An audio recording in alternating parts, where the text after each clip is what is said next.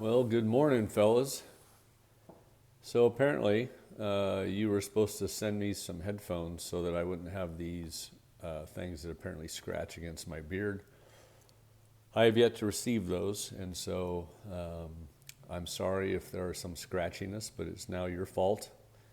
But I have got it away from my face this time. I also have my phone on landscape, so this should quell the dissension of the horde that has been against me on this. So anyway, I'm also sporting today. I know Tyler's been making fun of my hat wearing.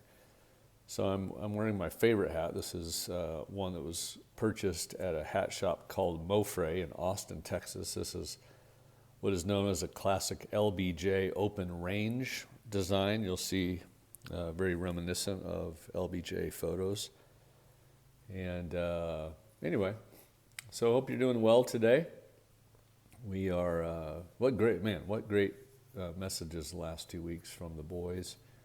We're getting towards the end of Timothy, and so we're going to be going out of 1 Timothy 5:8 today.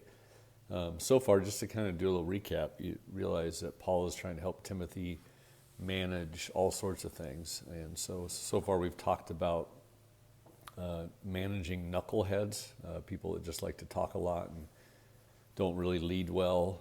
We've talked about character issues. We've talked about reputation issues. We've talked about gifting issues, all sorts of things that represent our leadership in the world or our ability to influence people, which is really all leadership is just your ability to influence people towards a better way. So, and now we're kind of coming to a part where I think Paul expected that if people led well, that eventually people would be added to the story, that people would be drawn to a certain type of people. And so now we get into kind of church stuff, the idea of like the larger spiritual family. I want to just kind of drop that on you this morning, that maybe the best way to think about church is as an extended spiritual family. So at the time this is being written, people are literally converting to the Messiah from both their Jewish perspective or non-Jewish perspective. On both sides, if you were following Jesus, you would be outed by your family. And so you have this incredible movement or dispersion of people into the Christian church, which doesn't have buildings at this point. It doesn't have, paid pastors. It doesn't have, the synagogue much anymore. You basically just have all sorts of people finding other people. And, you can imagine in that society, if women were disowned by their family because they began to follow Jesus, they would lose all sense of support. And so you had this, again, not just people finding each other, but you had a lot of poverty issues. You had women that would have been bringing their children. Husbands would actually disown, and sometimes they would keep the children, sometimes they'd send them with the widows, but you just had lots of craziness with that. So when we read this, it sounds kind of weird or abrupt, or it's like rules for how to handle like weird church circumstances. It's really not. It was that Paul was trying to help Timothy manage this brand new family that was growing and forming and growing, like into this movement. And there were all sorts of, relational issues and sort of how to take care of people, how to manage all sorts of people that never used to even hang out together. So people are probably being rude to each other. They don't know, how to address older men or younger men, or what do we do with women, or so I think Paul's just trying to help poor Timothy get through this. But there's some good stuff here for us. I'm just going to read it. It says, "Don't rebuke a senior man in the church, but exhort him as you might do with your father, or in the case of younger ones, as with your brothers. Treat older women as mothers and younger ones as sisters with all purity. Pay respect to widows who really are widows. If a widow has children or grandchildren, let them first learn to respect their own family and to make some repayment to those who brought them up.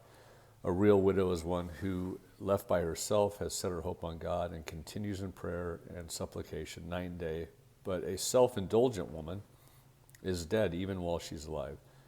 Give these commands so they may be beyond blame. If anyone doesn't care for one of their own relatives, especially their own household, they have denied the faith and are worse than unbelievers. Wow. Heavy stuff there. What can we dig out of this rubble that was the early church? They're just trying to figure it out, but some pretty good stuff in there. And as we go through this, one thing I just want you to keep in mind is that a lot of, you guys have all been a part, or I think many of you have been part of a pretty long-standing church. Each church, and I've consulted probably with 60 different denominations over the years, and they all have kind of their way of doing things, or it's sort of like their way of trying to figure out this passage. What do we do with, our leadership? What do we do and how we relate to each other? How do we handle the poor and people that have specific needs that need to be addressed? And what you find is that in most churches, the way of life or the rhythms of the community get replaced with what we call institutional forms or organizational frameworks, almost like we try to run the church like a business, or we try to run the church like an institution. And I think what Paul's trying to help Timothy see is that in every struggle that you would find as you bring a large group of people together, the best way to handle everything, everything, is as a family. So like here in Alton, we've been at it about 5 years, and you guys have been with us the whole time. So the story. We create businesses and all sorts of, things that are helping the city. Well, we're getting at a kind of a place of harvest, if you will. There's lots of people that are joining us, and people that were not Christians, or a lot of people that would have said they'd never re-enter the church, but a lot of people are now finding us, and we're, for the first time in 5 years, having to address bringing them together, almost like in a church service. We would say it's more like adding a gathering to our kingdom ecosystem. So if we gather for worship or teaching, we would not call that the church. We say this whole thing, this whole life, and the people that we are the church here in Alton. But there are some, I guess you call it, organizational things that have to happen when more and more people come together. Our group is really weird. We've got every color of the rainbow. We've got lots of foster kids, that we're trying to move into our own, like, literal families. My daughter and son-in-law have 2 foster kids right now. And none of them, are used to relating to each other. So we have very rich and we have homeless that are a part of our community. We have in Alton, we have, African American, we have white, we have people that come from a professional bent, and those that haven't, that literally are living off of the government right now that we're trying to help.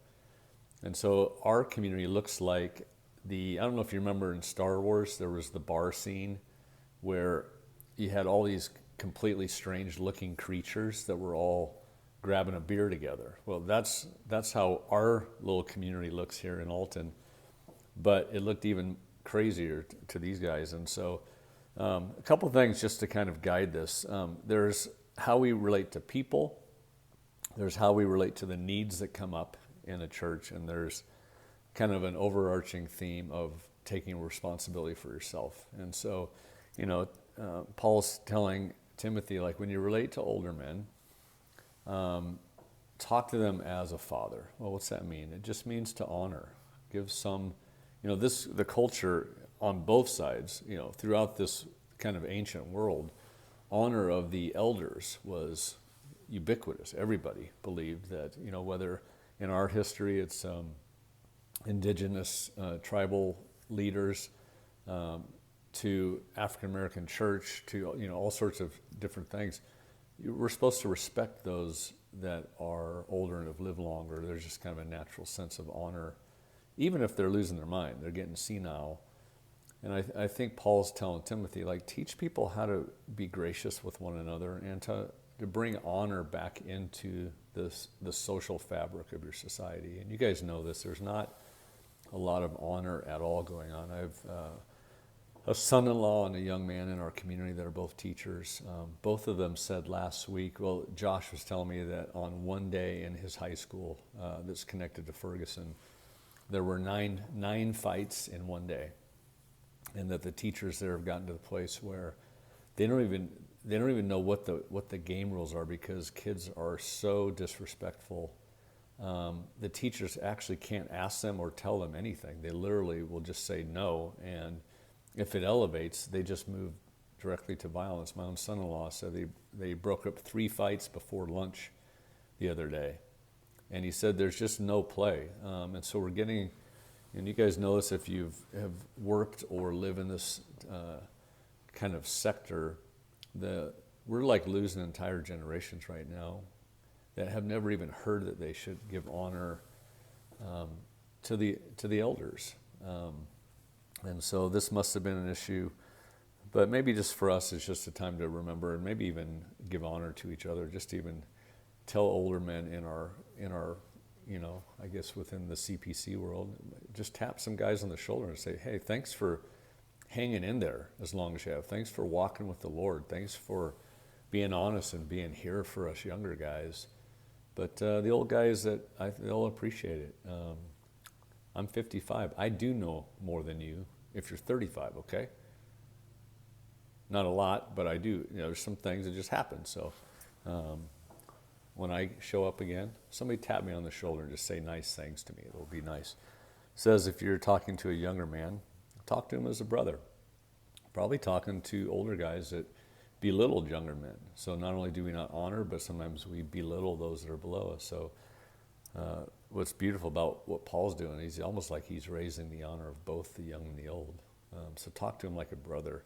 You'll notice when we relate to each other like family members, it's completely different. Many of you have brothers and sisters that, quite frankly, have rubbed you the wrong way for a long time. But what's unique about a family, and especially the church, if the language of the church is as a family, and it really is, guys, like you read almost all the language, it'll either mention the church as like a body, or it'll say you're a family. It'll say, it's like we're not even converted into a religion. We're actually adopted is the language. So when we find faith for the first time, we're adopted.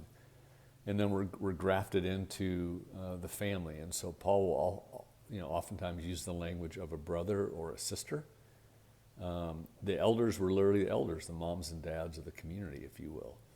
And so that's the opportunity we have, is to just give honor and to stay in the room. The thing that you do with your family that you don't do in any other relationship. You don't do it with business relationships.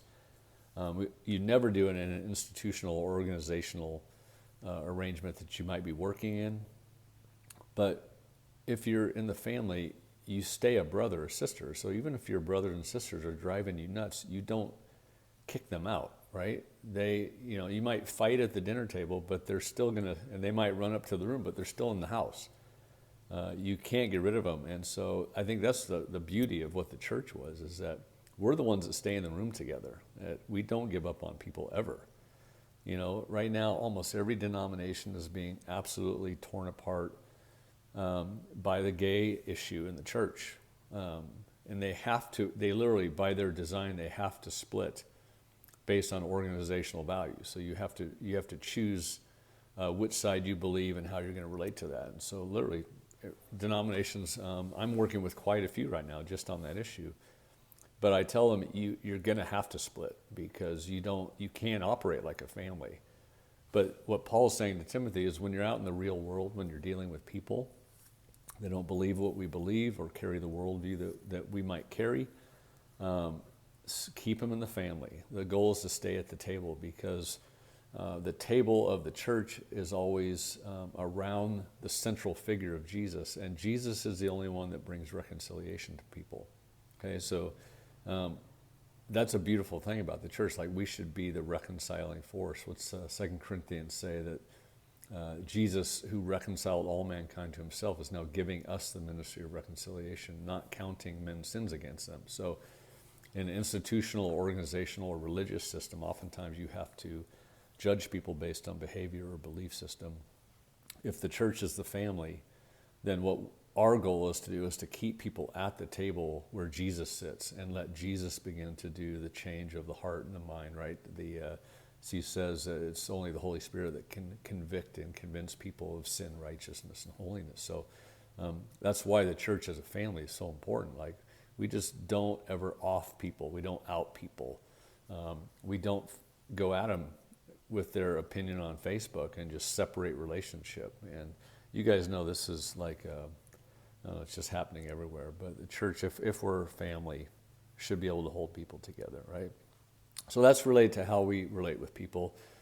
Interestingly, with women, he says, just protect them.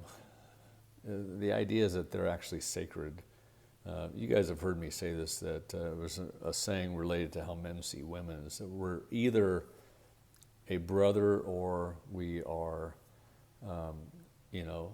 sort of, what's the exact word that he says? We're either a brother or, oh, come on, I'll get it. But we're either thinking of a woman literally like a sister or a mother, or we're thinking of them as something that we can get something from.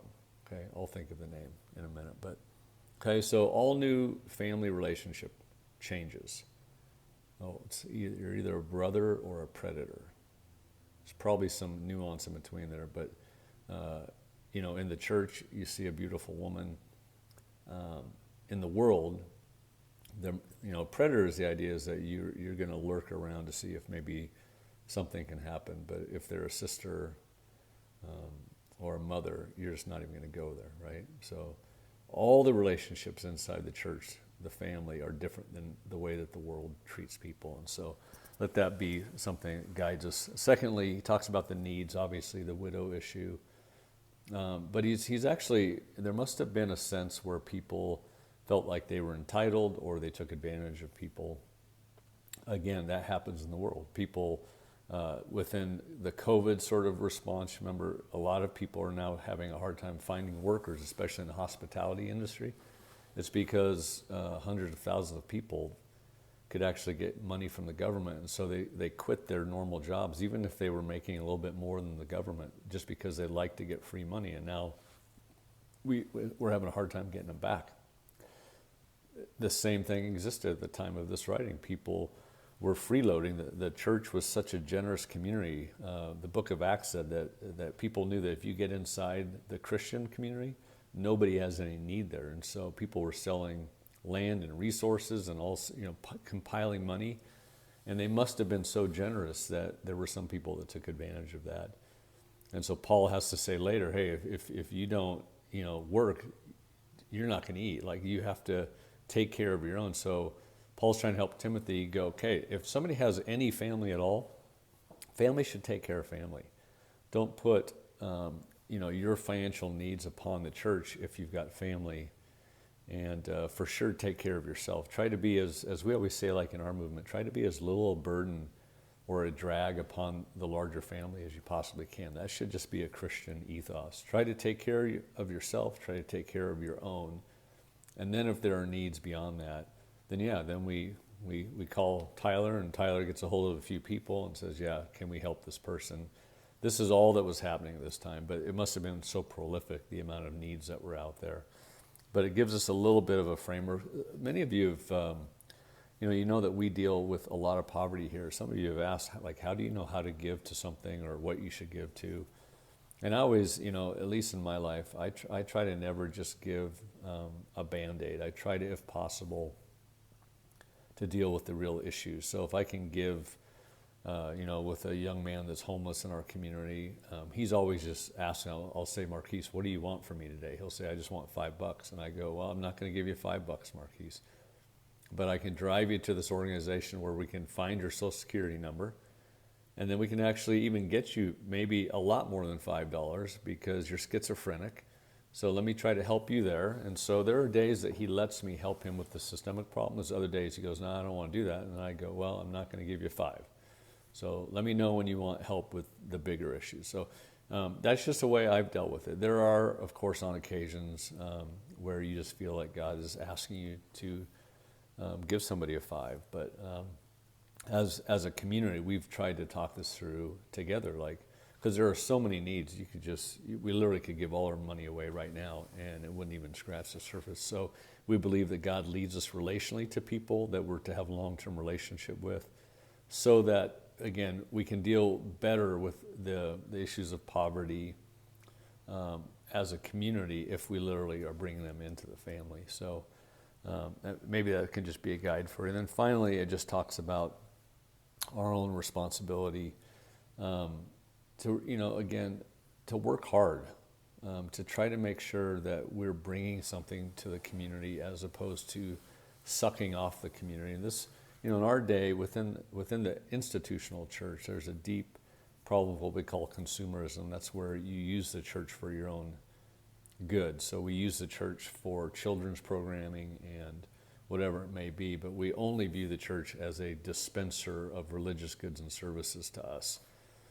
What Paul is trying to get Timothy to teach all these people is that the church is not necessarily just there for you. It's there for you when you need triage. Okay, when you're so busted up that you literally can't move, then yes, then the church is there to just simply serve you, no strings attached. But the church is not just triage. The church is the mission of God. And so we are to improve. We are to get better. We're to actually say at some point, I go from being a receiver to giving everything I have to this family and giving generously of my time and my money and my trust and honoring everybody in the community, not making trouble relationally, not making trouble financially, actually trying to make the financial burden easier. So to me, it's just a maturing word for us today. The church is God's visible family on earth. And as the more we treat it and live inside it as a family member, a brother, a father, the healthier the women and the sisters are going to be, and the healthier our leaders are going to be, and the healthier and the more people we can lift up out of extreme need. So it's a beautiful picture. Have some good questions for you for this week, and we'll see you soon, probably wearing a different hat, because this is only for special occasions. All right, see ya.